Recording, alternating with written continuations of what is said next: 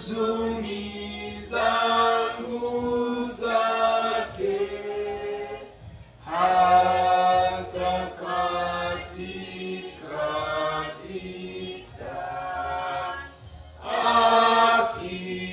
akiwapo salama. Basi tupige magoti.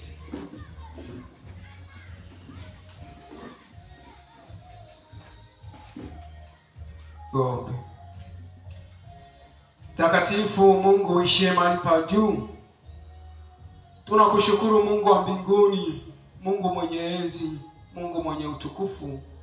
Asante Baba wa mbinguni kwa wakati una saa hii umetuwezesha kusogea malangoni pako kwa ajili ya kukutukuza na kukuabudu. Jina lako litukuzwe, mfalme wa amani. Masaa haya Mungu wa mbinguni, tunapokuja mbele za uso wako, tutakase kwa damu ya mwanao, tusafishe dhambi zetu, tufanye tukutazame wewe. Fikra zetu, mawazo yetu, akili zetu zielekezwe kwako. Na tunapoingia kipindi kingine cha pili cha mafundisho makuu, tazama mtumishi wako anayekwenda kusimama kwa kipindi hiki. Yeye ni chombo tu Mungu wa mbinguni, lakini mnenaji mkuu ni wewe. Kamuongoze, kamtumie, na hata sisi ambao tutakuwa kwa ajili ya kupokea kila ulichokiandaa, Mungu wa mbinguni, fungua fahamu zetu tukakipokee sawa sawa na mapenzi yako. Tunakushukuru Baba wa mbinguni kwa sababu utakuwa pamoja nasi, na katika nyakati hizi za mwisho, Mungu, tembea nasi, badilisha nia zetu, tufanye tukuishi wewe, tukutazame wewe, na sio maisha yetu wala tamaa zetu za maisha. Asante Mungu wa mbinguni kwa sababu utakuwa pamoja nasi kupitia mwanao Yesu Kristo. Amina.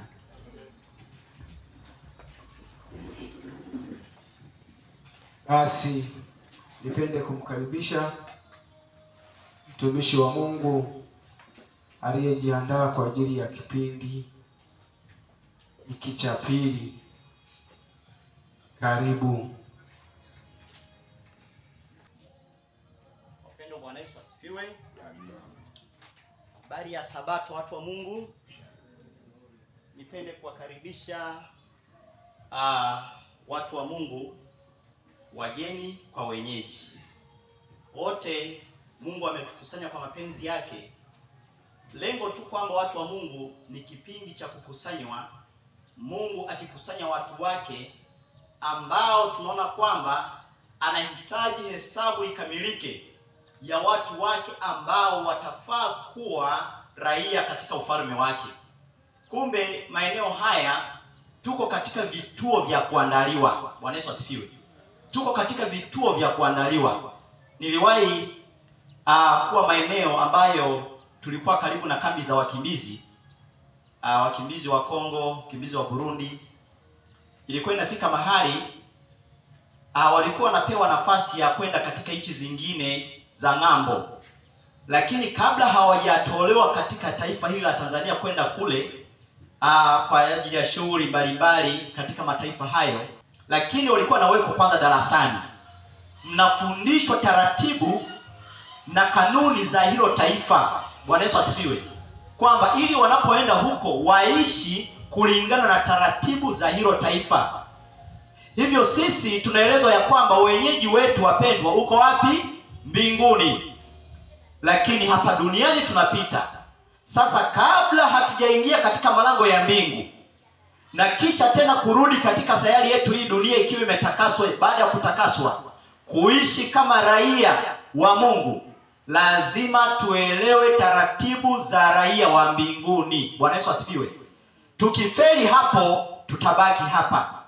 Na hivyo kama watu ambao tumeamua kusimama katika sehemu ambayo imeharibika na tuitengeneze, tunapaswa kusimama imara. Bwana Yesu asifiwe. Tutakuwa na somo letu ambalo tutashiriki pamoja katika asubuhi ya leo na katika Sabato hii ya leo. Somo letu linasema matengenezo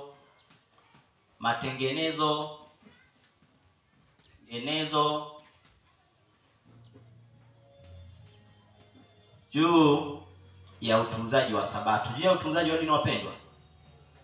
Juu ya utunzaji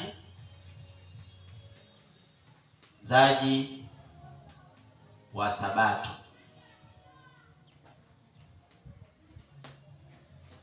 Wapendwa, swala la Sabato ni jambo ambalo limejulikana kwa wengi, na hivyo ukiendelea hata kuangalia, yapo makundi mengi sana ambayo yanadai kupumzika au kuabudu siku ya nini? Ya Sabato. Na wakisema Sabato ni siku gani, wengine wapo kabisa ambao wanakubali kwamba ni siku ya 7 ya Jumamosi, na ni kweli ndiyo siku ya Sabato. Hizo Sabato zingine hata kama zikipewa majina ni uongo. Sasa hii siku ya 7 ya juma, siku ya Sabato ambayo kwa majina yetu leo ni Jumamosi, kwa kweli Mungu alivyoelekeza, alivyoagiza kwa mujibu wa neno lake iweze kutunzwa, wengi wameingia na kubaki na desturi. Na hivyo sisi kama watengenezaji lazima tuwafundishe watu kwa neno na tendo Sabato inatunzwaje. Bwana Yesu asifiwe. Hivyo basi nitamuomba mtumishi wa Mungu Amon, sogea tu kidogo mtu wa Mungu.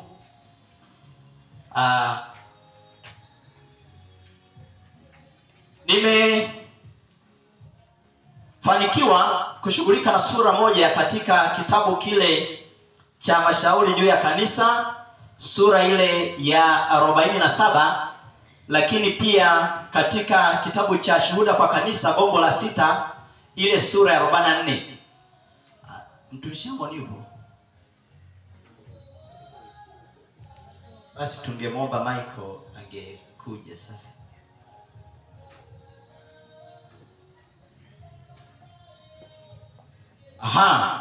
Kwa kweli watu wa Mungu, Mungu wetu ametuelekeza kwa namna ya pekee. Labda tunapoendelea na hili somo kwamba sura hii ya 47 ilibidi niweze kuiweka katika mfumo wa Kiswahili ili tuipate wengi, lakini iwe katika hali ya chapisho. Hivyo nimefanikiwa pia kuongea sasa na hao watu wa stationery watutengenezee kama kakitabu, na kwa kukazalisha katahitaji shilingi 1500. Kwa kweli ningependa kwamba washiriki tukazalishe hii sura tuisome, itatusaidia hata tunaposoma sehemu zingine, ili kutusaidia kwamba Sabato ya Bwana Mungu anaelekezaje, pia kupitia shuhuda. Maana Mungu ametupatia shuhuda ili atufafanue kwa uwazi zaidi, tusiwe na sababu ya kuweza kukosea. Bwana Yesu asifiwe. Hivyo basi tunashughulika na habari ya matengenezo juu ya utunzaji wa Sabato. Na kama tulivyoona tu ya kwamba sisi tumeitwa ya kwamba tusibakie tena katika kanisa la Laodikia. Sisi tunapaswa kuyarudia mapito ya zamani. Hivyo kuwa na ule moto wa Philadelphia, lakini pia kurudi katika kanisa la Efeso, kanisa la mitume, historia ya dunia hii inapoenda kufungwa. Hivyo basi tunaposhughulika na somo hili, nitawaalika kwenye kitabu kile cha Mwanzo sura ya 2. Mwanzo sura ya 2, nitasoma tu fungu la kwanza hadi fungu la 3. Watu wa Mungu tufungue Biblia zetu.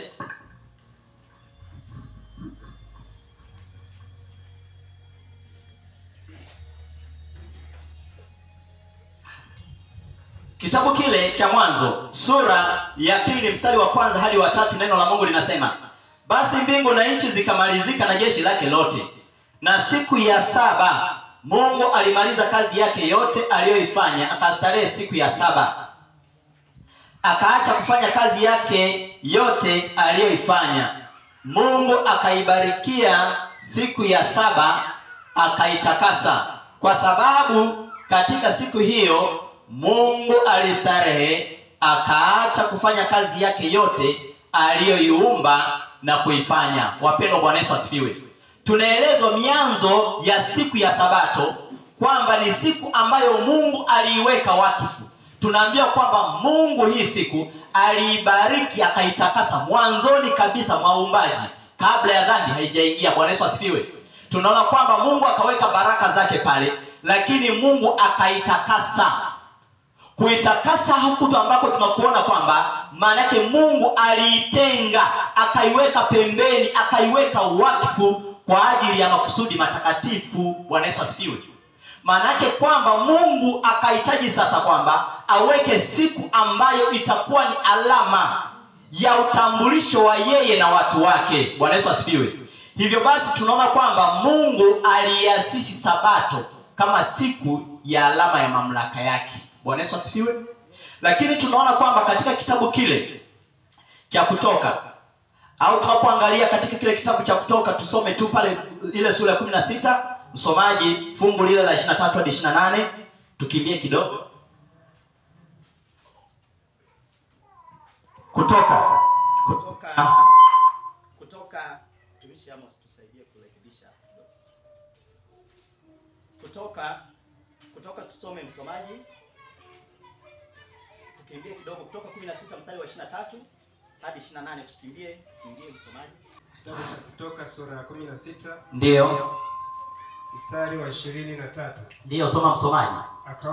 Akawaambia, ndilo neno alilolinena Bwana. Hapa ni baada ya wana wa Israeli kukaa utumwani Misri kule kwa muda wa miaka sasa tuseme 400, ukiunganisha na miaka ile ambayo walikaa pasipo utumwa miaka 30, 430. Sasa wanatoka utumwani Misri wakiwa jangwani. Mungu akaanza kuwarejeza mawazo yao kwa sababu tayari yalikuwa yameshaharibiwa na ibada za kipagani za Misri. Lakini wakati mwingine walitumikishwa, hata siku ya Sabato walishinikizwa wafanye kazi. Sasa Mungu akahitaji kuwatoa watu wake na kuanza kuwarudisha katika agano lake la milele, katika ibada ya kweli. Sasa hapa wakiwa jangwani, Mungu alianza kuwapatia chakula cha mana. Lakini hicho chakula cha mana tunaona kwamba ulikuwa ni mkate waliouandaa. Waliokota kwa siku 6, na siku ya 6 wakaokota mara 2, na siku ya 7 hakikuonekana. Ndicho ambacho tunakisoma kwenye hichi kitabu cha Kutoka. Ni Kutoka 16 mstari wa 23 hadi 28, soma msomaji. Kutoka 16. Ndio. Ndilo neno alilolinena Bwana. Ndio, Musa anawaambia, kesho ni starehe takatifu. Ndio. Sabato takatifu kwa Bwana. Ndio. Pokeeni mtakachooka. Ndio. Na kutokosa mtakachotokosa. Ndio. Na hicho kitakachowasalia jiwekeeni kilindwe hata asubuhi. Na hicho kitakachosalia kiwekeeni kilindwe hata asubuhi. Basi wakakiweka hata asubuhi. Ndio. Kama Musa alivyowaagiza. Ndio. Nacho hakikutoa uvundo wala kuingia mabuu. Ndio. Musa akasema, haya kuleni hicho leo, kwa kuwa leo ni Sabato ya Bwana. Leo hamtakiona nje barani. Siku 6 mtaokota, lakini siku ya 7 ni Sabato. Siku hiyo hakitapatikana. Wapendwa, angalieni agizo la Mungu, siku 6 mtakiokota, lakini siku ya 7 hamtakiona nje. Ndio. Ikawa siku ya 7 wengine wakatoka kwenda kukiokota. Ikawa siku ya 7 kama leo, kama ambavyo Sabato iliingia tangu jua lilipoelekea kuzama saa 12, wengine wakatoka kwenda kukiokota wasikione. Ndio. Mstari wa 28. Endelea msomaji. Bwana akamwambia Musa, mtakataa kuyashika maagizo yangu na sheria zangu hata lini? Mtakataa kuyashika maagizo yangu na sheria zangu hata lini? Wapendwa, manake Mungu alihitaji sasa wanadamu tutambue kwanza yeye ndiye mpaji wa riziki. Bwana Yesu asifiwe. Yeye ndiye anayetupatia chakula, lakini ametupatia siku 6 za kazi.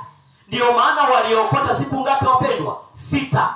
Na ile siku ya 6 waliokota mara 2, ambacho kingine wangekitumia siku ya ngapi?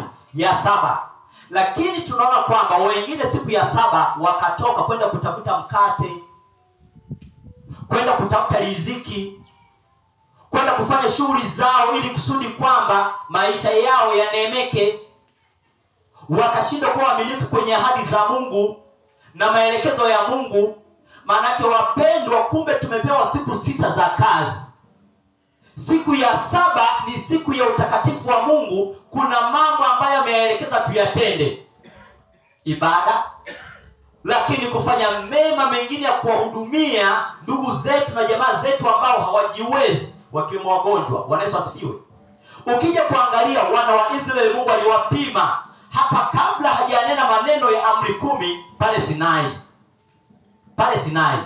Na ndiyo maana wapendwa, tunaelezwa ya kwamba kumbe sabato kabla ya siku ile ya 7, huku nyuma kuna kitu kinaitwa maandalizi. Bwana Yesu asifiwe. Kumbe matengenezo ya sabato yanapaswa yaanzie na nini wapendwa? Na maandalizi.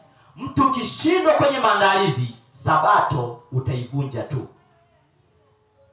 Hivyo basi neno la Mungu linaagiza kwamba kumbe siku ya 7 ni siku ya sabato ya Bwana. Tunapumzika kwa ajili ya kumwabudu Mungu. Na hivyo basi tunaona kwamba kupitia kwa wana wa Israeli, Mungu anakuja kuwakumbusha pale Sinai, kile kitabu cha Kutoka 20 mstari wa 8 hadi wa 11. Hebu tusome hapo msomaji, tukimbie kidogo. Imeandikwa, ikumbuke siku ya sabato itakase. Ndio. Siku 6 fanya kazi. Ndio. Utende mambo yako yote. Utende mambo yako yote. Lakini siku ya 7 ni sabato ya Bwana. Siku ya 7 wapendwa ni sabato ya Bwana Mungu wako. Mungu wako, ndio. Siku hiyo usifanye kazi yoyote. Siku hiyo usifanye kazi yoyote. Wewe wala mwana wako. Wewe wala mwana wako. Wala binti yako. Wala binti yako. Wala mtumwa wako. Wala mtumwa wako. Wala mjakazi wako. Ndio. Wala mnyama wako wa kufuga. Ndio. Wala mgeni aliye ndani ya malango yako. Ndio. Maana kwa siku 6 Bwana alifanya mbingu na nchi na bahari na vyote vilivyopo. Ndio. Akastarehe siku ya 7. Wapendwa, Bwana Yesu asifiwe. Amen. Kwa hiyo ukija kuangalia, Mungu anaifungamanisha siku yake ya sabato na uumbaji. Maana yake kwa kukiri kwamba kuna Mungu mmoja ambaye ni Baba na Mwana Yesu Kristo aliyeumba kwa muda wa siku 6 ametuwekea sabato. Na hivyo tunaona kwamba wana wa Israeli wanakumbushwa, maana yake kwamba kumbe ilikuwepo kabla ya taifa la Israeli. Leo watu wanasema kwamba sabato ni ya Wayahudi. Hapana. Bwana Yesu asifiwe. Sabato imefanyika kwa ajili ya mwanadamu. Marko 2 mstari wa 27. Kwamba sabato ni ya wanadamu wote, anaitwa mwanadamu sabato ni ya kwake. Bwana Yesu asifiwe. Lakini tunaona kwamba hata katika Agano Jipya wanafunzi wa Yesu waliheshimu sabato kwa kufanya maandalio mapema, na siku ya sabato waliacha kazi zao za kawaida na kupumzika. Kitabu kile cha Luka 23. Na Luka 23 anzia mstari wa 51, kimbia msomaji. Luka 23. Luka 23 mstari wa 51, tukimbie msomaji, kwamba kumbe ndio, soma msomaji. Wala hakulikubali shauri la tendo lao. Ndio, huyo ni Yusufu. Naye ni mtu wa Arimathaya. Ndio. Mji mmoja wa Wayahudi. Ndio. Tena wanautazamia ufalme wa Mungu. Ndio. Mtu huyu alikwenda kwa Pilato. Huyu Yusufu alikwenda kwa Pilato, akataka kupewa mwili wa Yesu. Ndio. Akaushusha. Ndio. Akauzinga sanda ya kitani. Ndio. Akauweka katika kaburi lililochongwa mwambani. Ndio. Ambalo hajalazwa mtu bado. Ndio. Ndani yake. Ndio. Na siku ile ilikuwa siku ya maandalio. Na siku ile Yesu alipowekwa msalabani ilikuwa ni siku ya maandalio. Na sabato ikaanza kuingia. Na sabato ikaanza kuingia. Maana kumbuka kwamba Yesu anawekwa msalabani hiyo siku ya maandalio. Giza linatanda mpaka saa 9, lakini tunaona kwamba sabato inapoelekea kuingia, jua linaelekea kuzama, masaa 12 ya siku ya 6 yanaelekea kuisha, mwili wa Yesu unashushwa. Hiyo siku tunaambiwa ilikuwa ni siku ya maandalio. Na sabato ikaanza kufanyaje wapendwa? Kuingia. Ndio. Mstari wa 55. Ndio. Na wale wanawake waliokuja naye toka Galilaya. Ndio. Walifuata. Ndio. Wakaliona kaburi. Ndio. Na jinsi mwili wake ulivyowekwa. Ndio. Wakarudi wakafanya tayari manukato na marihamu. Ndio. Na siku ya sabato walistarehe kama ilivyoamriwa. Na siku ya sabato walistarehe kama ilivyoamriwa. Bwana Yesu asifiwe. Imeamuliwa na nani wapendwa? Na Mungu kuanzia kwenye uumbaji kule. Leo watu wanaambiwa kwamba sabato ni kivuli. Hapana. Vivuli ni sikukuu ambazo zilikuja kuwakilisha habari ya ukombozi baada ya dhambi. Sabato iliasisiwa siku ya 7 ya juma, siku ambayo iliasisiwa kabla ya dhambi, siku ya 7. Mapumziko mengine ambayo ilikuwa vivuli, sijui sabato za mwaka, sijui sabato za baada ya miaka 6, hizo zilikuwa ni vivuli ambavyo vinawakilisha habari ya ukombozi. Lakini siku ya 7 hata wanafunzi wa Yesu walipumzika kama ilivyoamuliwa na Mungu kuanzia kwenye mwanzo baada ya uumbaji. Bwana Yesu asifiwe. Lakini tunaelezwa yetu ya kwamba katika kitabu hiki cha mashauri juu ya kanisa, nasoma ukurasa wake wa 261 aya ya kwanza, ni sura yake ile ya 47, inasema utunzaji wa sabato takatifu ya Mungu. Anasema hivi: baraka kuu zinawekwa katika utunzaji wa sabato, na Mungu anatamani kwamba siku ya sabato iwe kwetu siku ya furaha. Kulikuwa na furaha katika kuanzishwa kwa sabato. Mungu alitazama kwa kuridhika kazi ya mikono yake. Vitu vyote alivyovifanya alivitamka vizuri sana. Mwanzo 1:31. Tunaelezwa kwamba mbingu na nchi zilijawa na furaha, nyota za asubuhi ziliimba pamoja, na wana wote wa Mungu walipiga kelele kwa furaha. Ayubu 38 mstari wa 7. Ingawa dhambi imeingia ulimwenguni ili kuharibu kazi yake takatifu kamilifu, Mungu bado anatupa sabato kama ushuhuda kwamba mmoja muweza wa yote, asiye na kikomo, katika wema na rehema aliumba vitu vyote. Bwana Yesu asifiwe. Kwamba kumbe Mungu ametupatia sabato ili kwamba tutambue ya kwamba Mungu bado anatupa sabato kama ushuhuda kwamba mmoja aliye mwenza wa yote aliumba vitu. Kumbe lengo la sabato ni kutuunganisha na huyu Mungu mmoja wa Biblia, ambaye ni baba wa nani wapendwa? Wa Bwana wetu Yesu Kristo. Kwamba aliviumba vitu vyote, na aliviumbaje? Aliviumba kupitia kwa mwanae. Bwana Yesu asifiwe. Mwana ndiye alikuwa mshiriki. Kumbe lengo la sabato ni kutufungamanisha na Mungu wa kweli. Nabii wa Mungu Ellen G. White anaendelea kusema katika kitabu hiki. Nasoma ukurasa tena wa 262 aya ya kwanza. Mtumishi unaweza kufuatia hilo chapisho hapo kwa chini. Ukurasa wa 262 aya ya kwanza, nasoma hapa, anasema kwetu sisi kama kwa Israeli sabato imetolewa iwe agano la milele. Bwana Yesu asifiwe. Kumbe kwetu sisi kama ilivyokuwa kwa wana wa Israeli, sabato imetolewa iwe agano la milele, kama ambavyo tunasoma kwenye Marko 2 mstari wa 27 na 28. Bwana Yesu asifiwe. Kwamba sabato ilifanyika kwa ajili ya mwanadamu na si mwanadamu kwa ajili ya nini wapendwa? Kama ilivyotolewa kwa wana wa Israeli, imetolewa pia kwetu. Bwana Yesu asifiwe.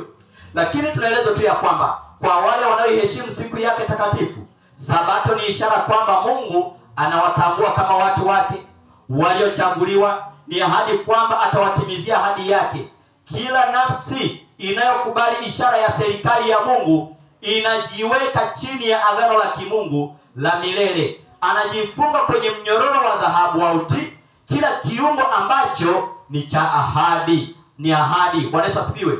Kumbe sabato tunaambia kwamba ni mnyororo wa dhahabu ambao unawafunga watu wa Mungu na Mungu wao. Bwana Yesu asifiwe. Ndiyo maana tunapokuwa watiifu katika sabato toka moyoni, hata amri zingine za Mungu tutaweza kuzitii. Bwana Yesu asifiwe. Nabii anaendelea kusema, napenda kwenye hili chapisho tupite, kuna mambo ya kuweza kuiangalia ya muhimu sana watu wa Mungu, na tutayakazia. Katika kichwa kidogo kinasema ikumbuke siku ya sabato. Anasema hivi, ukurasa wake wa 262 aya 3. Katika juma lote tunapaswa kuwa na sabato akilini na kufanya maandalizi ya kuishika kulingana na amri. Tunazungumza wapendwa habari ya matengenezo juu ya nini? Juu ya utunzaji wa sabato. Kumbe katika juma lote tunapaswa kuwa na sabato wapi? Akilini. Tunapaswa kuelewa umuhimu wake wa kiroho juu ya shughuli zote za maisha. Wote wanaoichukulia sabato kama ishara kati yao na Mungu, inayoonyesha kwamba yeye ndiye Mungu anayewatakasa, watawakilisha kanuni za serikali yake. Wataleta katika matendo ya kila siku sheria za ufalme wake. Kila siku itakuwa maombi yao kwamba utakaso wa sabato ukae juu yao. Bwana Yesu asifiwe. Kumbe tunaanza kuomba utakaso wa sabato ukae juu yetu siku 6 za kazi. Kumbe katika siku 6 za kazi tutembee na sabato akilini. Wapendwa, Bwana Yesu asifiwe. Nabii anaendelea kusema ukurasa wake wa 262 aya 4, anasema katika yote yanayohusu mafanikio ya kazi ya Mungu, ushindi wa kwanza kabisa unapaswa kupatikana katika maisha ya nyumbani. Hapa maandalizi ya sabato lazima yaanze. Bwana Yesu asifiwe.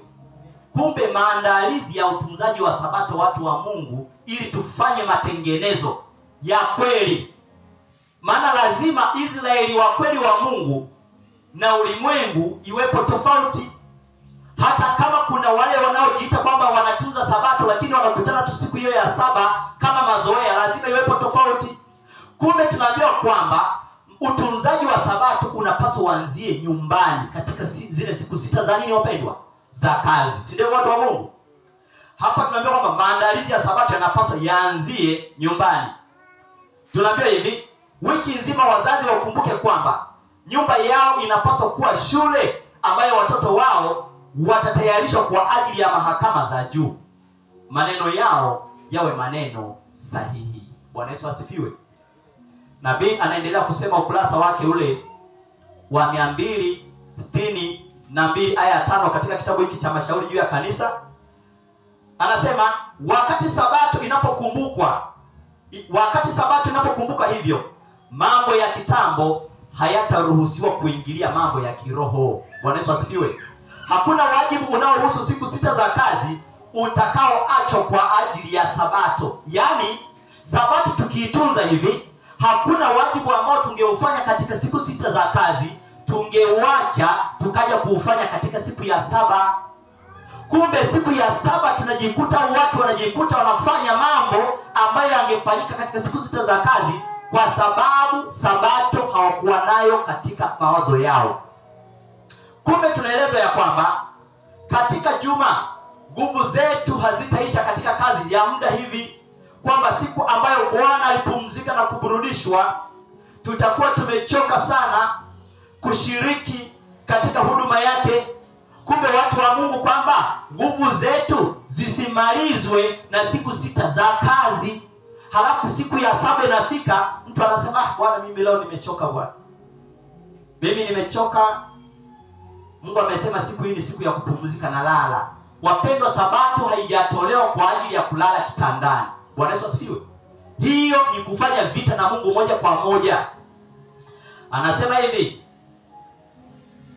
Anasema Ijumaa inapaswa kuwa siku maalum. Anasema ingawa matayarisho kwa ajili ya sabato yanapaswa kufanya katika juma zima, Ijumaa inapaswa kuwa siku maalum ya maandalizi.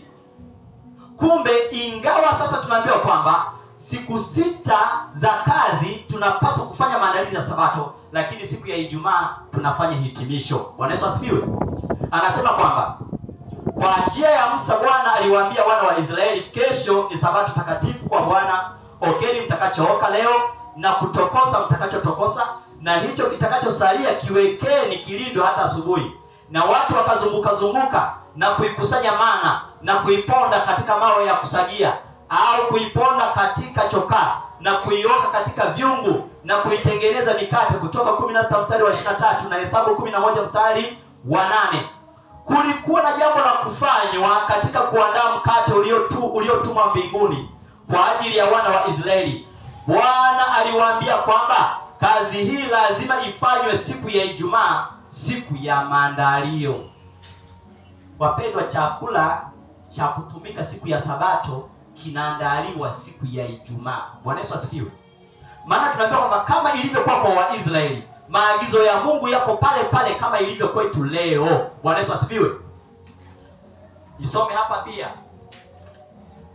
Anasema siku ya Ijumaa, tunazungumzia habari ya maandalizi sasa ya sabato. Maana hapa tunashughulika na matengenezo juu ya utunzaji wa nini wapendwa? Wa sabato. Anasema siku ya Ijumaa acha maandalizi ya sabato yakamilike. Angalia kwamba ni ukurasa ule wa 263 aya ya kwanza. Anasema angalia kwamba nguo zote ziko tayari na kwamba kupika kumekamilika. Bwana Yesu asifiwe. Hebu viatu vipigwe kiwi na kuoga kufanyike. Inawezekana kufanya hivi. Bwana Yesu asifiwe. Kwamba kumbe inawezekana kufanya hivi. Ukiweka sheria unaweza kuifanya. Sabato haipaswi kutolewa kwa ajili ya kutengeneza nguo, kwamba kumbe hata ile nguo ambayo imetatuka, niishone kabla ya siku ya saba. Bwana Yesu asifiwe. Niishone kabla ya siku ya saba katika siku za maandalio. Sio siku ya kupeleka nguo kwa fundi, sio siku ya kuchukua sindano unaanza kushona. Tunaambia kwamba siku ya Sabato haipaswi kutolewa kwa ajili ya kutengeneza nguo, kupika chakula, kutafuta nasa au kazi nyingine yoyote ya kidunia. Kabla ya kutua jua, kabla ya kutua nini wapendwa? Acha kazi zote za kimwili ziwekwe kando na machapisho yote ya kilimwengu yasitishwe. Wazazi, walezeni watoto wenu kazi yenu na madhumuni yake, na waache washiriki katika maandalizi yenu ya kushika Sabato kulingana na amri. Kumbe kuna kushika Sabato kulingana na nini? Ila kuna kushika Sabato kwa mazoea. Kama tulivyosema, leo kuna makundi ya watu wanaokutana siku ya nini? Sasa kumbe kuna kushika Sabato kwa kulingana na amri. Kumbe watu wa Mungu, nguo ziandaliwe, chakula nacho kinaandaliwa vizuri, lakini pia viatu vinapigwa kiwi, vinabrashiwa katika siku ya maandalio. Lakini hapa kuna jambo ambalo anasema hivi hapa kwenye ibada ya machweo. Maana Sabato wakati mwingine kunakuwa na mkanganyiko, watu sasa wanashindwa kuelewa kwamba wanasema Sabato mpaka jua linazama. Sabato ni siku ya saba ya juma. Siku ina masaa ngapi wapendwa? 24. Sabato inaanza kuingia saa 12, watu wa Mungu. Bwana Yesu asifiwe. Hebu sikiliza ambacho nabii anakisema hapa, ukurasa ule wa 263 aya 5. Anasema kwenye kichwa kidogo kinasema ibada ya machweo. Anasema utakatifu mwingi zaidi umeambatanishwa na Sabato kuliko inavyotolewa na watu wengi wanaodai kuwa washika Sabato. Kwamba kumbe utakatifu jinsi ambavyo inaelezwa na wale wanaodai washika Sabato sivyo ambavyo Mungu ameelekeza. Mungu anatuambia nini watu wa Mungu? Anasema hivi: Bwana amedharauliwa sana na wale ambao hawakuishika Sabato kulingana na amri. Wapendwa, kuna kuishika Sabato kulingana na nini? Ndio maana tunahitaji tufanye nini wapendwa? Matengenezo, si ndivyo? Bwana amedharauliwa sana na wale ambao hawakuishika Sabato kulingana na amri, ama kwa maandishi au kwa roho. Anatoa wito wa matengenezo katika utunzaji wa Sabato. Wito wa Mungu wapendwa ni matengenezo juu ya utunzaji wa nini wapendwa? Mpaka hapa tumeona kwamba kumbe Sabato inapaswa itunzweje watu wa Mungu, kuanzia katika familia zetu. Bwana Yesu asifiwe. Watu wa Mungu, nitaenda hapa haraka, baadaye tukaribishe kwa ajili ya kushiriki. Kama mtu atakuwa na jambo la kuuliza au swali. Tunaelezwa kwamba mtumishi aliye na chapisho hapo ni ukurasa ule wa 267 aya ya 2 katika kitu kidogo kinachosema ni halali kutenda mema siku ya Sabato. Watu wa Mungu, Bwana Yesu asifiwe. Tumeelezwa yale ambayo hatupaswi kuyatenda. Hatupaswi. Sasa kuna ya kuyatenda. Hebu baadhi yake hebu tuyasikilize. Na mengine ambayo hatupaswi kuyafanya tutaendelea kuyaona huko mbeleni. Ni halali kutenda mema siku ya Sabato. Tunaambiwa ndani ya nyumba na kanisa roho ya huduma inapaswa kudhihirishwa. Yeye aliyetupa siku 6 kwa kazi yetu ya kitambo ameibariki na kuitakasa siku ya saba na kuitenga kwa ajili yake mwenyewe. Kumbe Sabato ni kwa ajili yake mwenyewe Bwana Mungu wetu, si ndivyo? Anasema hivi: siku hii atawabariki kwa namna ya pekee wote wanaojiweka wakifu kwa ajili ya utumishi wake. Wote wanaojiweka wakifu kwa ajili ya utumishi wake Mungu atawabariki. Kurasa ile kwa 267 aya 3 anasema mbingu zote zinaitunza Sabato. Bwana Yesu asifiwe. Mbingu zote zinaitunza Sabato, lakini si kwa njia isiyo na mpangilio, isiyo na maana. Katika siku hii kila nguvu ya nafsi inapaswa kuwa macho, kwani hatutakiwi kukutana na Mungu na Kristo Mwokozi wetu. Tunaulizwa, je, kwani hatutakiwi kukutana na Mungu na Kristo Mwokozi wetu? Kumbe siku ya Sabato tunakutana na Mungu na Kristo Mwokozi, lakini tunaona kwamba wanatufikia kupitia huduma za malaika wakitushirikisha roho wao. Bwana Yesu asifiwe. Na hapa tunaelezwa kwamba tunaweza kumtazama kwa imani. Anatamani kuburudishwa na kubariki kila nafsi. Kurasa wake 267 aya 4 anasema huruma ya Mwenyezi Mungu imeelekeza kwamba wagonjwa na wanaoteseka wanapaswa kutunzwa siku ya Sabato. Bwana Yesu asifiwe. Kumbe siku ya sabato wagonjwa na wanaoteseka wanapaswa kutunzwa. Tunazungumza habari ya matengenezo juu ya utunzaji wa nini wapendwa? Wa sabato. Wagonjwa na wanaoteseka waweze kutunzwa siku ya sabato.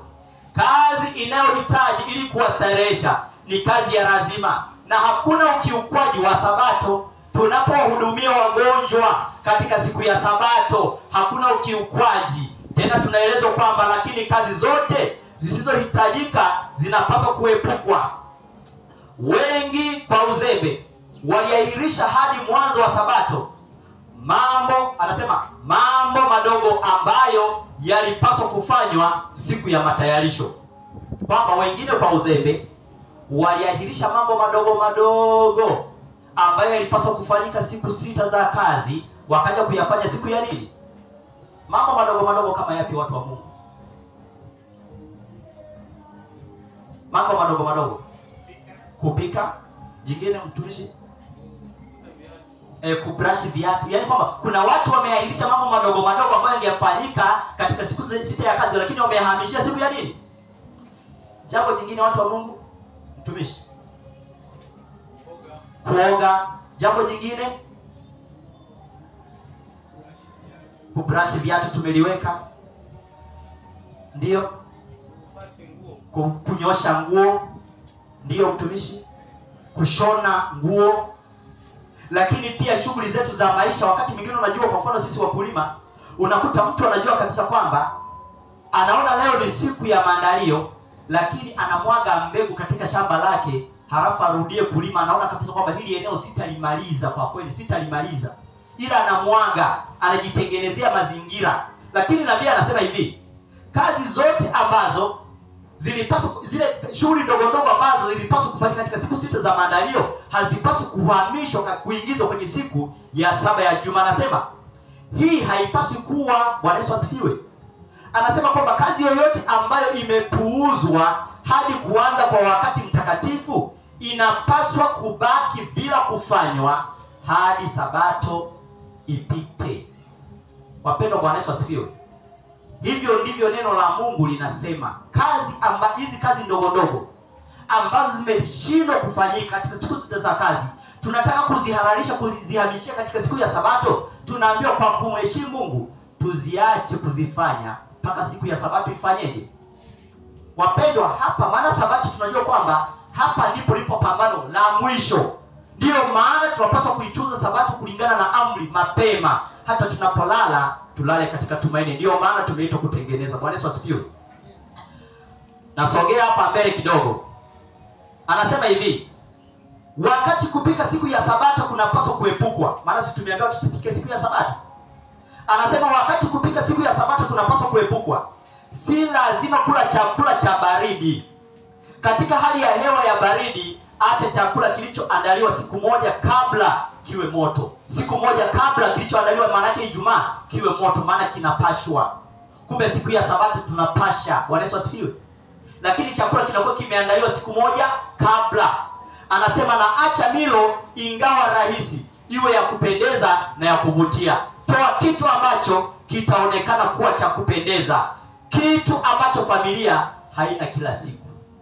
Kwa kila chakula cha sabato kinapaswa kuwa rahisi, lakini tafuta chakula wakati mwingine ambacho familia walikuwa hawajakitumia katika juma zima. Bwana Yesu asifiwe. Ikiwezekana kiandae. Bwana Yesu asifiwe.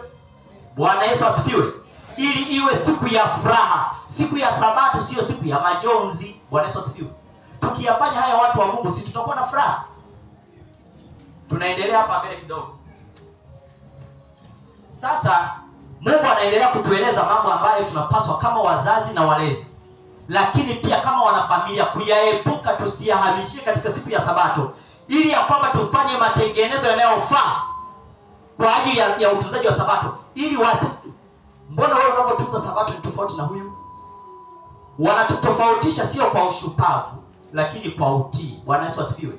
Unajua kuna kuitunza sabato kwa ushupavu, unaona, lakini kuna kuitunza sabato kwa utii. Kwa ushupavu kwa namna gani? Tunaona kwamba katika Injili tunaelezwa habari za kisa kimoja cha kuhani na Mlawi, ambao tunaona kwamba walikutana na mtu ambaye amepigwa na wanyang'anyi. ameanguka pale chini. Yesu akihitaji kufundisha habari ya jirani yako ni nani, kuhani akapita nduki anawahi kanisani, si ndivyo? Lakini akapita na Mlawi nduki anawahi wapi? Lakini Msamaria akafika pale akamwona mtu anagaragara kwenye damu zake, amepigwa vibaya, anamchukua, anamfuta, anampandisha kwenye punda ambao ni usafiri wake, anampeleka kwenye nyumba ya wageni. Anasema kwamba kwa kweli namlipia bili yake, hata kama kuna siku zingine zitaongezeka kwa ajili ya gharama zake, mimi nitalipa. Yesu alisema kwamba kwa kweli huyu Msamaria amefanya vyema kuliko hawa. Kumbe tunaelezwa kwamba kumbe siku ya Sabato Mungu ametuelekeza nia tupasayo kuyatenda, tuitunze Sabato kulingana na amri yosema. Kwa kweli wewe unapotunza Sabato, na mimi natamani niitunze. Bwana Yesu asifiwe. Wapendwa, Mungu ndivyo alivyoelekeza. Sasa kuna jambo hili nalileta kwenu. Kichwa kidogo kinasema kuhudhuria shule siku ya Sabato. Shule hizi chekechea, la kwanza, la pili, sekondari, si ndivyo? High school, vyuo vya kati, vyuo vikuu, kuhudhuria shule siku ya Sabato. Sikiliza mtu wa Mungu. Anasema hivi, ni ukurasa wake wa 268 aya 3, nakimbia ili niwakaribisha watu wa Mungu tuyaone haya mambo muhimu, tusimkose Mungu wetu tukakosa kwenda mbinguni. Anasema hivi, baadhi ya watu wetu, yani washiriki wetu, nabii anasema baadhi ya watu wetu wamepeleka watoto wao shuleni siku ya Sabato. Yani wameruhusu watoto wao waende tuition, waende shuleni siku ya nini? Ya Sabato. Hawakulazimika kufanya hivyo, lakini wasimamizi wa shule walipinga kuwapokea watoto hao isipokuwa wahudhurie siku 6. Sasa nabii anaelezea mazingira ambayo yalionekana, lakini haya mazingira pia hata kwetu wakati mwingine huwa yanajitokeza kwa baadhi ya maeneo na baadhi ya nchi. Anasema kwamba viongozi, wasimamizi wenye mamlaka katika hizo shule walilazimisha kwamba watoto wasome siku 6 kuanzia Jumatatu mpaka Jumamosi, wapumzike tu Jumapili. Sasa ikawalazimu wazazi wengine wapeleke watoto wao tu kwamba jamani nendeni siku ya nini? Lakini kuna maeneo mengine wengine hata bila kushinikizwa. Kuna shule zinazofundisha mpaka Jumamosi hata bila kushinikizwa, lakini wazazi wanafanyaje? Wanasema nendeni, si ndivyo? Na pia anasema sasa kwamba wazazi wamefanya hilo kosa. Anasema katika baadhi ya shule hizi wanafunzi hawafundishi tu katika aina mbalimbali za masomo ya kawaida, bali wanafundishwa kufanya aina mbalimbali za kazi. Na hapa watoto wale wanaodai kuwa washika amri wametumwa na kufanya kazi siku ya Sabato. Anasema wazazi fulani wamejaribu kuhalalisha mwenendo wao kwa kunukuu maneno ya Kristo. Wameyanukuu kwa makosa wakisema kwamba ni halali kutenda mema siku ya Sabato, wakisema hiyo nalo ni kutenda mema siku ya nini? Wengine wanasema kwamba ng'ombe ametumbukia shimoni, kwa hiyo tu inabidi tufanyeje? Tumuokoe. Anasema lakini mawazo yale yangethibitisha kwamba wanadamu wanaweza kufanya kazi siku ya Sabato kwa sababu ni lazima wapate mkate kwa ajili ya watoto wao. Yaani kwa mawazo hayo yangehalalisha tu kwamba sasa jamani, singefanya tu kazi hata siku ya Sabato, sinatafuta chakula kwa ajili ya watoto wangu. Hebu sikiliza. Anasema na hakuna kikomo, hakuna mstari na mpaka ili kuonyesha nini kinapaswa na kisichopaswa kufanywa. Yaani maana yake kutaka kuondoa mpaka. Lakini tunaelezwa kwamba amri kutoka au neno kutoka pale Sinai linatuagiza kwamba ikumbuke siku ya Sabato ufanyeje wapendwa? Uitakase. Anasema ndugu zetu hawawezi kutarajia kibali cha Mungu huku wakiwaweka watoto wao mahali ambapo haiwezekani kwao kutii amri ya 4. Wanapaswa kujitahidi kufanya mpango fulani na wenye mamlaka, na ambapo watoto hawataruhusiwa kuhudhuria shule siku ya 7. Hili likishindikana, basi wajibu wao ni wazi, kutii matakwa ya Mungu kwa gharama yoyote ile. Wapendwa, Bwana Yesu asifiwe. Hebu tusikilize. Kwanza hapa tunaonyeshwa wazi kumbe watoto wetu wanapaswa kusoma hizi shule za umma. Bwana Yesu asifiwe. Kusoma hizi shule za nini? Za umma. Sasa nabii anasema hivi, wakati inapoonekana kuna maelekezo kama hayo ya kushinikiza watoto wasome mpaka Jumamosi, wazazi waongee na viongozi wanaosimamia katika shule au mamlaka hapo maeneo hayo au mamlaka yanayohusika kwamba watoto wetu wao siku ya Sabato ni siku ya kupumzika, wanaenda kumwabudu Mungu. Mamlaka wakikubali sawa, lakini tunaambiwa mamlaka wakikataa, tunaambiwa kwamba ni heri sasa kumtii Mungu kuliko nani? Kumbe lengo kwamba Mungu watoto waende kule wakasome na wadhihirishe tabia ya Mungu, lakini pale mamlaka zinaposimama kinyume na neno la Mungu, tunaambiwa tunamtii Mungu kuliko nani, wapendwa? Sasa nisogee hapa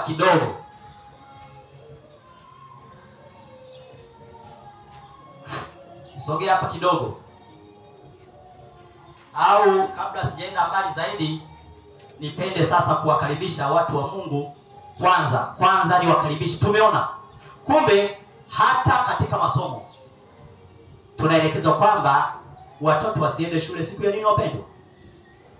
Lakini kama kunakuwa na ulazimishwaji, wazazi wasiwe kipaumbele kuwashawishi watoto wao kuingia kufanya hivyo, ila wazazi kama wacha Mungu wao waongee na watu wa mamlaka, waongee nao kuwaeleza kwa nini watoto wetu hawafanyi hivi.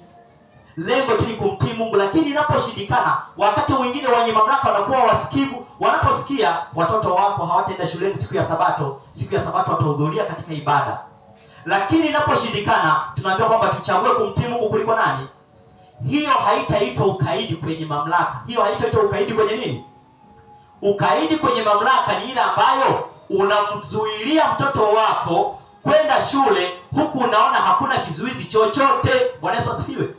Hiyo wewe utaitwa mzazi kwamba unakuwa mkaidi, kwamba unamzuia mtoto wako asiende shule huku unaona kwamba hakuna ulazimishwaji wowote ambao unamtenga wa mtoto na Mungu. Lakini inapoonekana hivyo kwamba mtoto anatenganishwa na Mungu wake, zungumza na wenye mamlaka. Ikishindikana, tunachagua kumtii Mungu kuliko nani, wapendwa? Mwanadamu. Sasa nawakaribisha watu wa Mungu. Tumezungumza au tunazungumzia matengenezo juu ya utunzaji wa nini, wapendwa? Wa Sabato. Mengi tumeona. Hebu niwakaribishe. Maana watu wa Mungu tukitunza Sabato hivi, Mungu atatuheshimu. Maana anasema kwamba Mungu anawaheshimu wale wanaofanyeje? Wapendwa, Mungu anawaheshimu wanaofanyeje? Hebu tusome Injili ya Yohana 12:26. Injili ya Yohana 12:26. Wapendwa, wale wanaomtii Mungu, Mungu atawaheshimu. Lakini wale ambao wanashindwa kumheshimu Mungu, naye Mungu hatawaheshimu hata kidogo.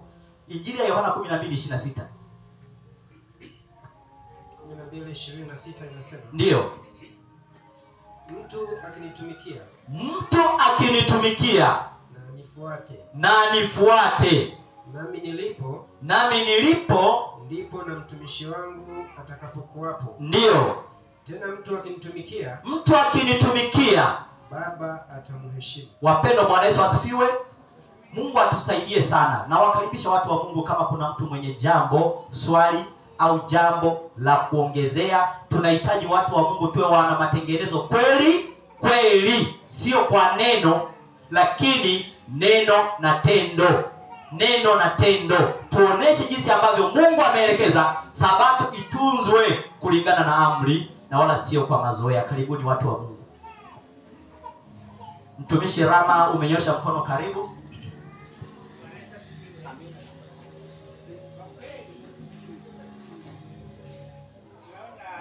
Basi chukua mic.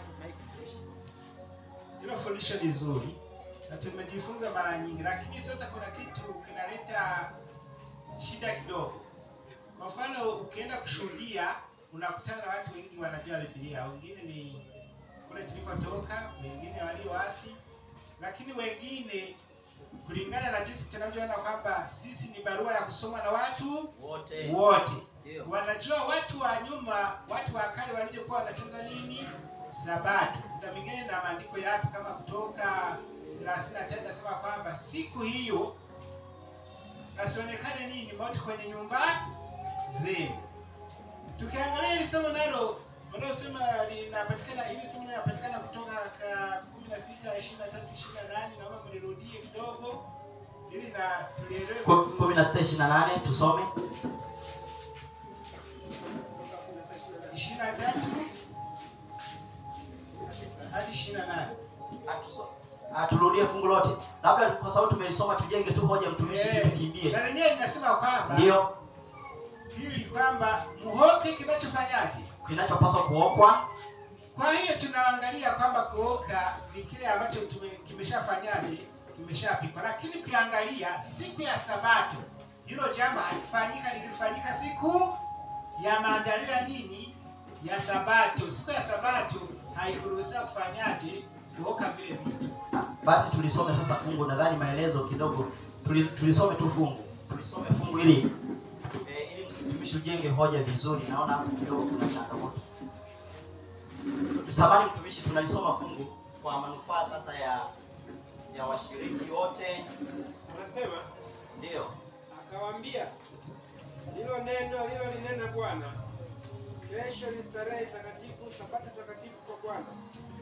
Ombeni mtakachooka na kutokosa mtakachotokosa, na hicho kitakachowasalia jiwekeeni kilindwe hata asubuhi. Basi wakakiweka hata asubuhi kama Musa alivyowaagiza, nacho hakikutoa uvundo wala kuingia magugu. Musa akasema, haya kuleni hiki leo, kwa kuwa leo ni Sabato ya Bwana, leo hamtakiona nje barani. Siku 6 mtaokota, lakini siku ya 7 ni Sabato, siku hiyo hakitapatikana. Bwana Yesu asifiwe. Amina. Tunaona kwamba siku hiyo hicho chakula hakiwezi kufanyaje kupatikana siku ya nini? Ya Sabato. Ndio. Kwa kama ni kutokosa, walikuwa wanatokosa siku ya nini? Ya maandalio ya Ijumaa. Kama ni kutokosa, walikuwa wanatokosa siku ya nini? Siku ya maandalio ya Ijumaa. Ila siku ya Sabato kazi yote ilikuwa inafanyaje? Inasimama. Sasa swali, hauna hicho kitabu au kuna wengine hawaamini nini? Vitabu vya roho ya unabii. Mkakutana na huyo mtu amekupa hayo masomo.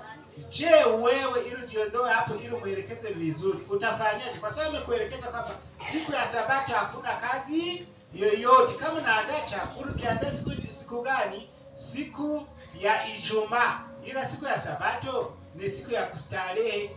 Je, kama amini unabii, utafanyaje ili mueleweshe vizuri? Kwa sababu tumekutana na changamoto sana. Asante. Karibu watumishi kwa ajili ya majibu. Karibu majibu, karibuni watu wa Mungu. Yeye amesema kwamba sasa fungu linasema kwamba kinachopaswa kutokoswa kitokoswe siku ya Ijumaa, na kiwekwe kilindwe hata wapi? Asubuhi. Anasema sasa tumeona kwamba huku tumesoma kwamba chakula ambacho kimeandaliwa Ijumaa, siku ya Sabato kabla hakijawekwa mezani, kipashwe kwenye maeneo ya baridi. Kipashwe. Na wakati mwingine kulingana na mtu na hali yake. Pia kwa wagonjwa, kuna mahali pengine tumeelezwa kwamba wagonjwa siku ya Sabato waandaliwe chakula cha moto. Bwana Yesu asifiwe. Hiyo nayo tumeelezwa ipo. Kwamba wagonjwa, maana yake kwamba kumbe mgonjwa anapewa chakula cha moto kwa sababu ya hali yake ya nini? Ya ugonjwa. Kumbe kuna wengine pia hata katika maeneo ambayo sio ya baridi wanalazimika kukipasha chakula chao kabla ya kukiweka mezani kwa lengo tu la kiafya, ili kusudi joto la chakula likubaliane na joto la mwili. Lakini chakula kiandaliwe siku ya nini wapendwa? Ya Ijumaa. Siku ya Sabato sio siku ya mapishi. Sasa mtumishi anasema sasa huku tumeona kwamba kumbe chakula kinapaswa kipashwe, lakini huku tumeambiwa kwamba kisifanyeje? Kitokoswe tu siku ya nini? Ya Sabato. Labda na hoja nyingine kuongezea pale, wakijenga hoja kwamba siku ya Sabato maandiko yamesema moto usiwashwe, si hilo fungu lipo? Nadhani ndipo hoja ilipo mtumishi. Ndipo hoja ilipo, sivyo? Maana huwezi ukapasha pasipo kuwasha nini? Sivyo? Nadhani hapo sasa ili tujibu sasa hoja zote vizuri. Karibuni watumishi. Maana tumeambiwa kwamba siku ya Sabato chakula kilichoandaliwa Ijumaa kipashwe. Sasa tunakipashaje? Asante, ili kusudi tuweke mambo sawa. Mtumishi karibu kujibu. Bwana Yesu asifiwe. Amina. Mimi nafikiri ambacho ninaweza nikajibu hapo niseme kitu kimoja kwamba maandiko yetu yako wazi kwamba tutokose tutakachotokosa na tuoke tutakachofanyaje? Tutakachooka. Kimsingi ikiwa mtu unayezungumza naye ni mtu asiyekuwa wa imani, ni mtu ambaye hayaelewi maandiko, ni mtu ambaye haamini roho ya unabii, kimsingi lazima tusimame kwa mujibu wa Biblia. kwamba Biblia imesema hivi kwamba moto siku ya nini? Ya Sabato usifanye, usiwake. Na sisi kimsingi, na hata hili kwetu sisi limekuwa mazoea. Kwa kweli kimsingi watu tunapika siku ya nini? Ya Sabato. Wako watu tunapika siku ya Sabato. Kimsingi lazima turudi kwenye matengenezo ya Biblia kama inavyotaka kwamba tuoke tunachoweza kukioka siku ya Ijumaa, tutokose tunachoweza kukitokosa siku ya Ijumaa, kama nabii alivyoshauri. Hapo sasa ni kwa sisi ambao tunafahamu nini Biblia, tunaamini Biblia na nini na roho ya unabii, kwamba roho ya unabii imeshauri kwa sababu ya kiafya hicho chakula kichemshwe kwa ajili ya nini?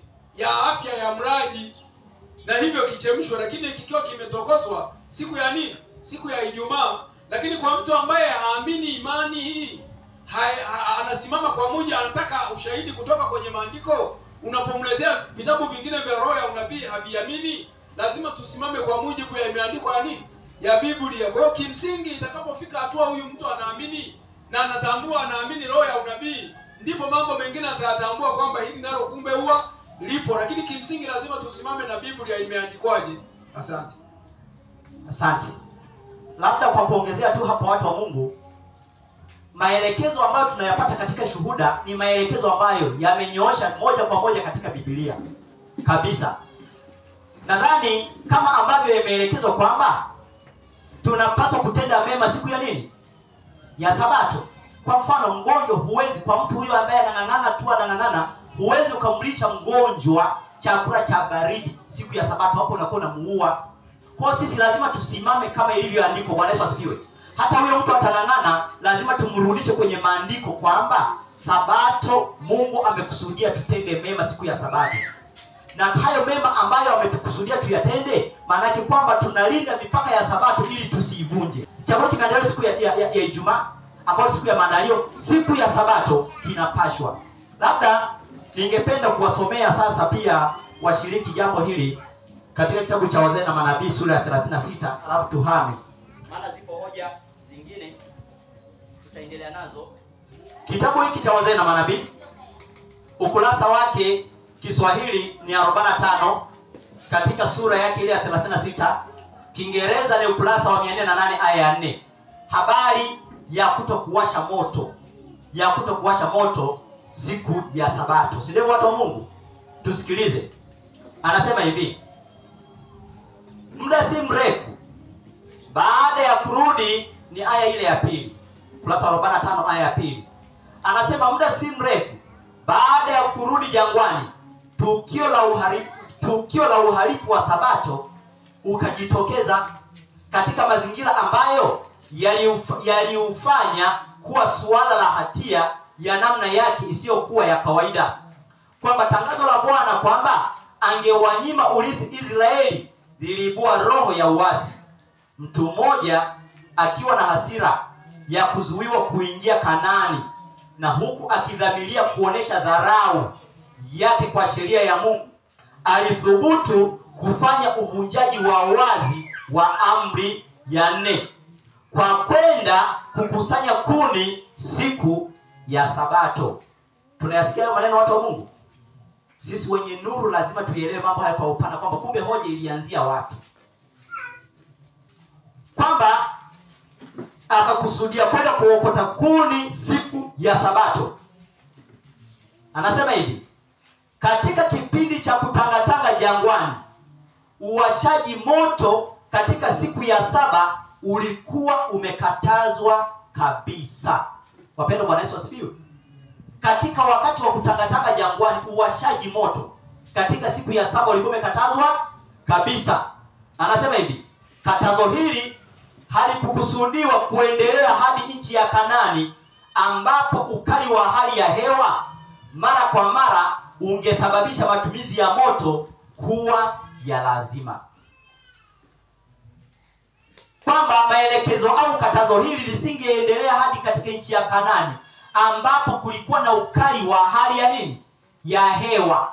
Jangwani kulikuwa na joto. Bwana Yesu asifiwe. Bwana Yesu asifiwe. Lakini Kanaani maana yake inaonyesha ni nchi iliyokuwa kwanza na mvua nyingi, maana yake ilikuwa na baridi. Tunaona kwamba kumbe ili katazo kwamba hili halikupaswa kuendelea, kwamba Mungu hakukusudia liendelee hadi katika nchi ya Kanaani. Anasema hivi, ambapo ukali wa hali ya hewa mara kwa mara ungesababisha matumizi ya moto kuwa ya lazima, lakini jangwani moto haukuhitajika kwa ajili ya joto. Tendo la mtu huyu lilikuwa ukiukaji kwa ukaidi na ushupavu wa amri ya 4, ambayo ni dhambi isiyo ya udhembe au kutojua, bali ujeuri. Kumbe huyu mtu alienda kuokota kuni siku ya Sabato ulikuwa ni unini? Ukaidi. Lakini tunaambiwa kwamba kumbe siku ya Sabato chakula kilichoandaliwa katika siku ya Ijumaa maeneo yenye baridi kipashwe. Lakini wakati mwingine kulingana na hali ya mtumiaji kwamba anakipasha ili kusudi kiendane na hali yake ya ulaji, hali yake ya joto lake la mwili, lakini mapishi yafanyike mwisho Ijumaa. Bwana Yesu asifiwe. Sasa kengele yetu imegongwa sasa ya mwisho. Kuna jambo hapa tulikazie. Angalia mtu wa Mungu. Ukurasa wake wa 270 aya ya 5. Ukurasa wake wa 200 aya ya 5, hiki kitabu cha Mashauri juu ya Kanisa, aya ya 5 anasema, kama Sabato ingekuwa inaadhimishwa kwa utakatifu, kusingekuwa na mtu asiyeamini. Kwamba kama Sabato ingekuwa imeadhimishwa kwa utakatifu, kusingekuwa na mtu asiyeamini Mungu au asiyemwamini Mungu au mwabudu sanamu. Wapendwa, Bwana Yesu asifiwe. Kumbe Sabato ingetunzwa kulingana na amri, kusingekuwa na mtu asiyemwamini nani? Wapendwa, Bwana Yesu asifiwe.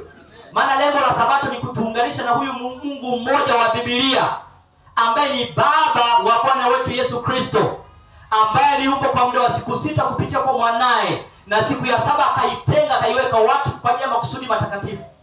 Kumbe Sabato ingetunzwa. Ndio maana tunaitwa sasa kufanya matengenezo ya dhati, tuufundishe ulimwengu. Kumbe kusingekuwa na watu wasiomwamini Mungu. Kumbe lengo la Sabato ni kutunganisha watu wa Mungu na Mungu wa kweli. Bwana Yesu asifiwe. Na wala kusingekuwa na mwabudu sanamu. Kumbe leo kuna waabudu sanamu wengi kwa sababu wameshindwa kuitunza siku ya nini, wapendwa? Kwa sababu wameshindwa kuelewa nani aliyeumba. Sanamu hazijaumba. Leo watu wamekuwa na miungu mingine, wamekuwa na Mungu mwingine kwa sababu wameshindwa kuitunza Sabato. Leo watu wana Mungu anaitwa Mungu wa utatu, Mungu Roho, ambaye leo shetani ambaye ni kiumbe ambaye alitamani hiyo ibada kuanzia kule mbinguni ikashindikana, amekuja kuipata hapa duniani kwa sababu watu wamepuuza utunzaji wa Sabato. Hata Israeli walikuwa wanaingia katika uasi wa kuabudu miungu mingine. Mwanzo kabisa walikuwa wanaanzia kuvunja nini? Sabato. Bwana Yesu asifiwe. Walikuwa wanavunja Sabato, maana unapovunja Sabato unaenda kwenye miungu mingine. Kwa kweli walikuwa wanavunja Sabato, ndipo wanaingia kwenye miungu mingine, Mabaali.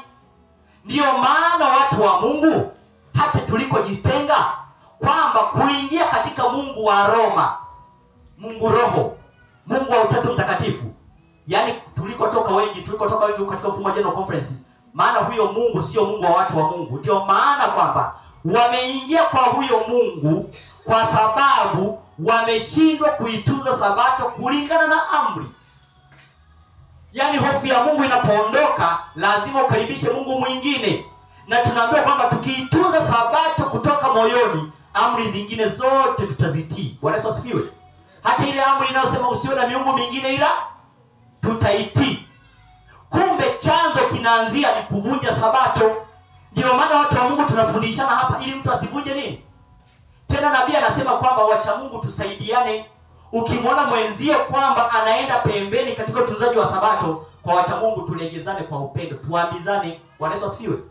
Na siku ya Sabato yapo mengi hapa yamezungumzwa, kwamba hata mazungumzo yanayohusiana na mambo ya biashara tunaambiwa kwamba tusiyaingize katika siku ya nini? Ya Sabato. Bwana Yesu asifiwe. Wapendwa, Bwana Yesu asifiwe.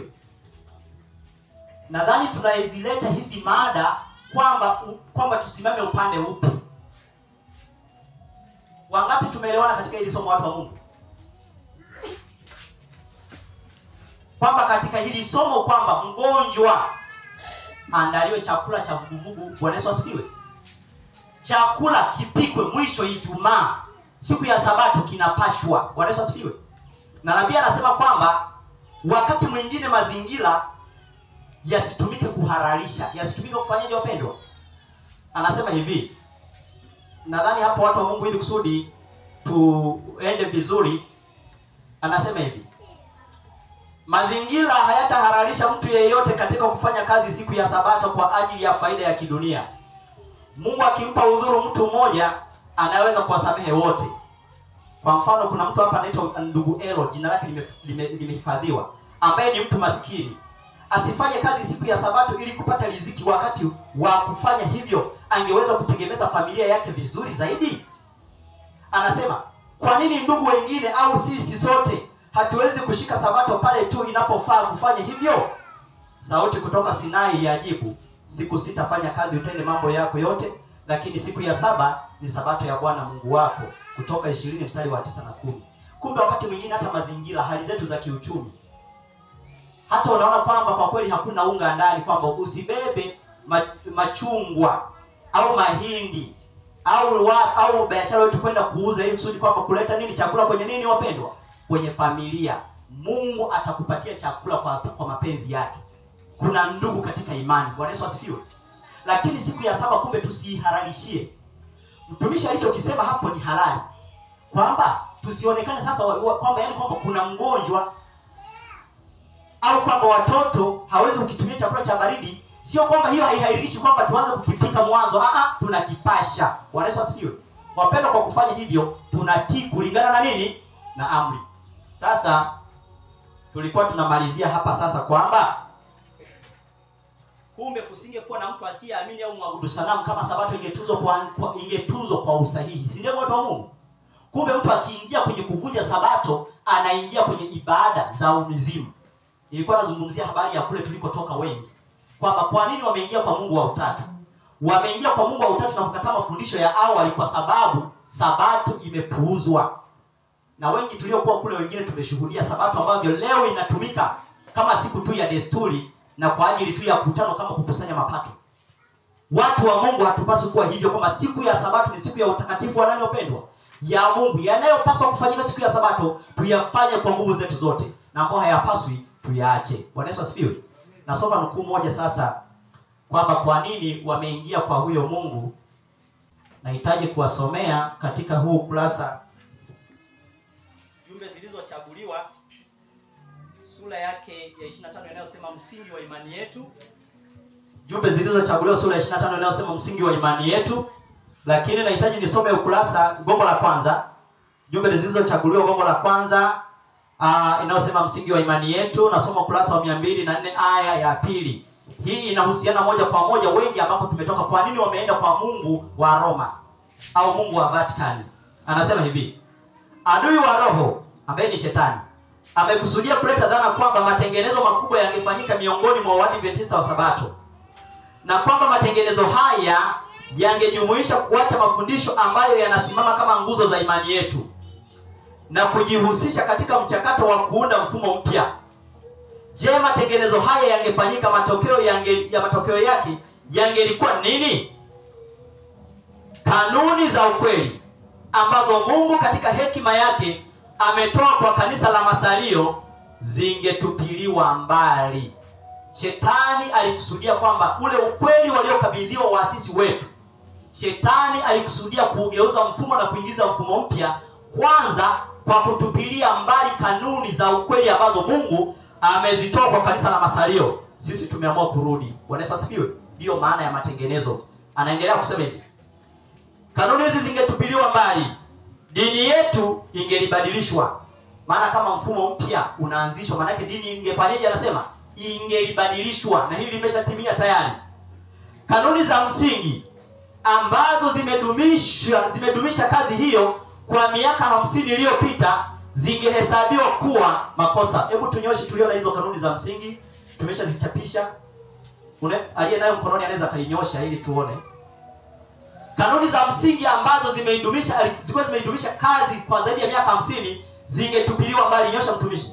Hii ni misingi ya waasisi, ndani yake hakuna fundisho la utatu. ambao ni mungu wa Vatican. Shetani akihitaji ibada anaabudiwa leo kwenye makanisani, na wao wanasema kwamba Jumapili imetolewa wakfu kwa ajili ya Mungu wa utatu. Sasa anasema hizi kanuni za msingi zingetupiliwa mbali. Anasema mfumo mpya ungeanzishwa, vitabu vya mpango mpya vingeandikwa, mfumo wa falsafa ya kiakili ungeanzishwa. Waanzilishi wa mfumo huu wangeingia mijini na kufanya kazi ya ajabu. Watu leo tunaona net event sio na nini, lakini angalia kinachofundishwa. Na mtu kama hasomi anasema kwamba kwa kweli kinachofundishwa ni chenyewe. Hapana, imani hii ina msingi. Ndio maana tunarudi kwenye mapito ya nini pendwa ya zamani. Wangeingia mijini na kufanya mambo ya ajabu. Sabato bila shaka ingechukuliwa kwa wepesi sana.